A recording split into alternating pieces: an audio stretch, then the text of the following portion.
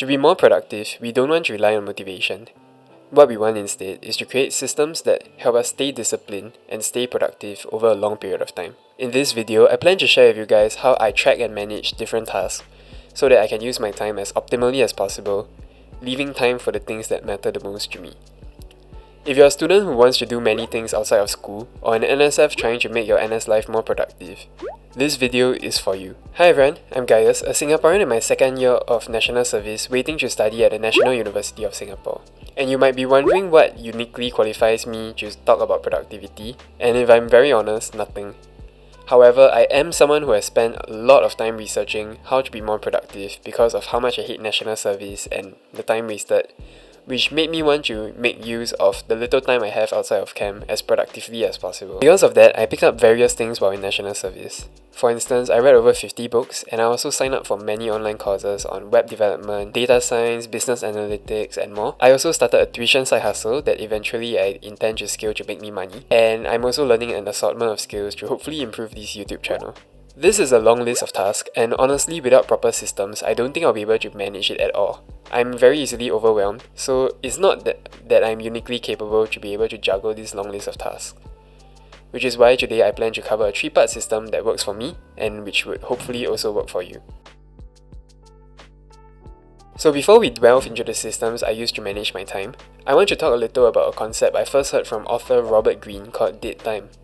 So, Robert Greene defines dead time as time that we spend unintentionally doing the things that we don't actually want to be doing, but end up doing anyways.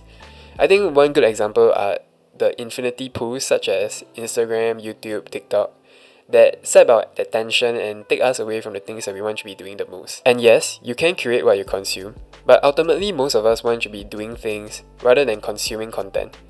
We want to be increasing our output and hence productivity, which is why I believe you clicked on this video. If you ask someone what they want to do in life, often they'll tell you that they want to start a business, they want to become a better basketball player, they want to get fit, and even though they say that, more often than not, that's not reflected in their behavior.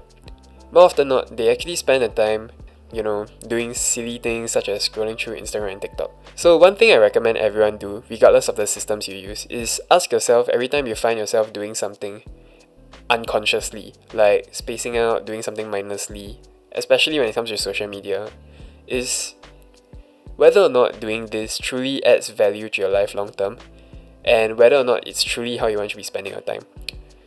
Because the reality is that whatever time we have is completely within our control, and whatever we are doing should always be an active choice that reflects our long-term goals. Anyways, with all of that out of the way, let's get into how I manage my time. To create a time management system that allows you to stay productive, you probably need 3 things. The first thing you need is a system to organize time-sensitive events. So stuff like going to school, things that you have to do at a specific time. Next, you need a system to prioritize your tasks, so that you know what to do and when. And the last thing you need is probably a way to build consistency, to make sure that you're consistently doing something. Because if you're always doing stuff but none of them are similar in nature, you're not actually building towards any long-term goal, which is ultimately what you want to be striving for. You're trying to improve your life by being more productive. So to do that, I use 3 tools. I use Notion, ToDo List, and I use Google Calendar. Right now, I'll explain how I use them.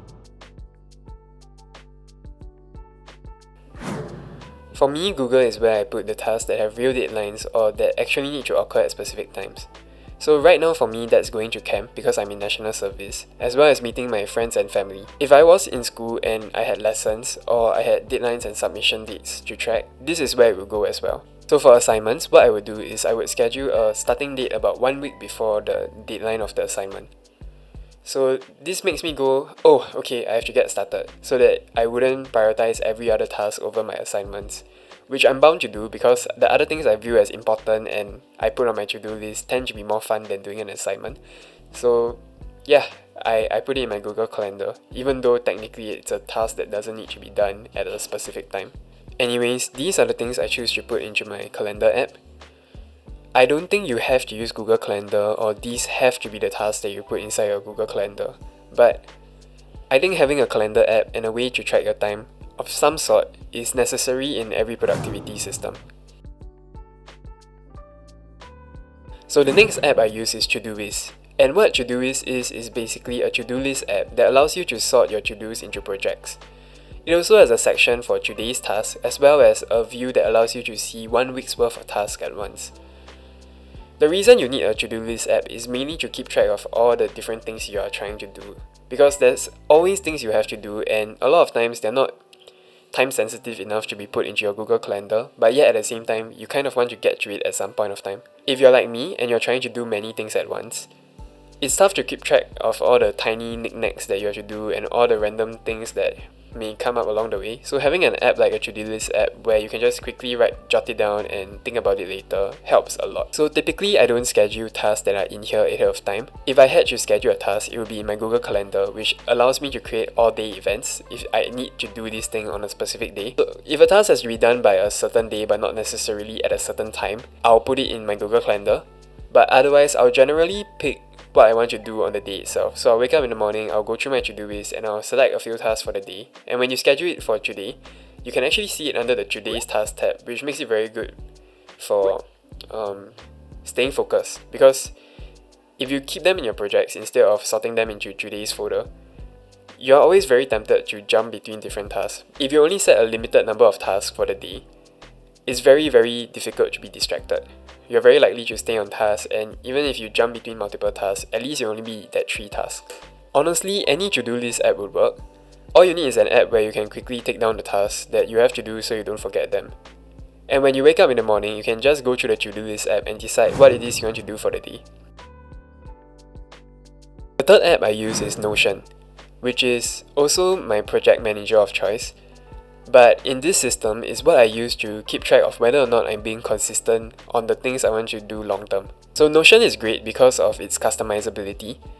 And for me, I actually create a weekly habit tracker for the things that I'm committed to long term. So whether you want to call it a weekly habit tracker or weekly checklist, it doesn't really matter. All it does is allow me to track the things that I want to do every single week. For instance, going to the gym, uploading a YouTube video, and applying for more tuition students.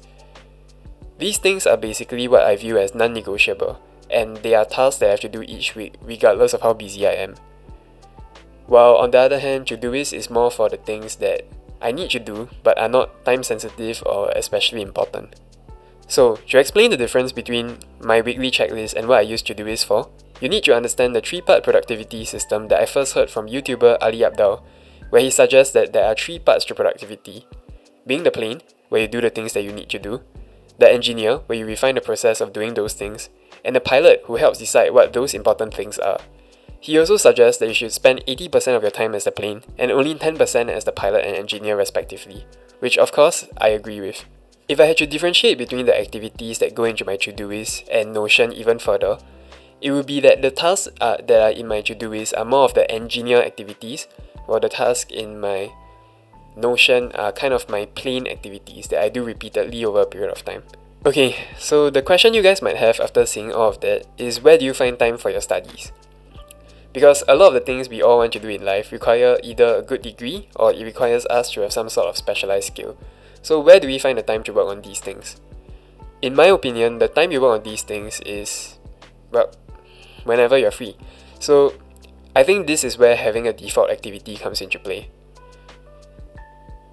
So the weekly checklist just means I have to finish these tasks that are listed, but if I'm honest with myself, I could probably do those things within one day. So there isn't really an excuse as to why I'm not spending the rest of my time productively, which is why having a default activity kind of forces you to spend your time productively. So the way I think about it is, anytime I'm scrolling through Instagram or not doing something productive, when I stop and ask myself, is this what I really want to be doing? If it's not, but I can't think of anything else to do, or I can't find anything else that's productive to do, I'll just study. And yeah, this happens a lot more than you would think. It might seem like a boring lifestyle right now, but of course, if I want to watch a show, I'll probably schedule a time for it, or I'll actually tell to myself, okay, this is what I want to be doing right now, and then I'll just watch the show. But usually in the long term, I don't think I've once regretted spending my time learning a new skill over watching a show. I've never felt like I've missed out in life. And this is a realization that I came to after watching other YouTubers who talk about self-development and things like that. So I realized that I've never felt like I missed out in life from not doing any of these things. So usually I'm quite happy to sit down and do something productive like studying in as my default activity. Well, this hasn't always been true, but yeah, it's true now. Okay, so I'm filming this on a Sony a6000 and it kind of just overheated and blacked out on me. So I'm not sure how much of that I got. I'll probably just overlay some footage over it if my camera turns out to have lost the footage. So now you know how I personally manage my time. And honestly, having a system like this is not for everyone. Like having to toggle between multiple apps might be too complicated for some people, which might make them more unproductive instead. So it definitely isn't for anyone. Don't let this become a situation whereby you're crippled by your system rather than empowered by it. Your system should sort of serve as a crutch. It's a way to offload some of that mental burden off your mind so that you'll be able to be productive with less effort. So that's the goal of the system. Don't sort of lose the forest for the tree. Yeah. But at least for me personally, I found this sort of system to be very helpful. So if you found this video helpful, do like and share it with a friend. I really tried upping the editing game for this video, so if you appreciate that, do drop a like and let me know in the comments if it's any better than my previous videos. Anyways, thanks a lot for watching.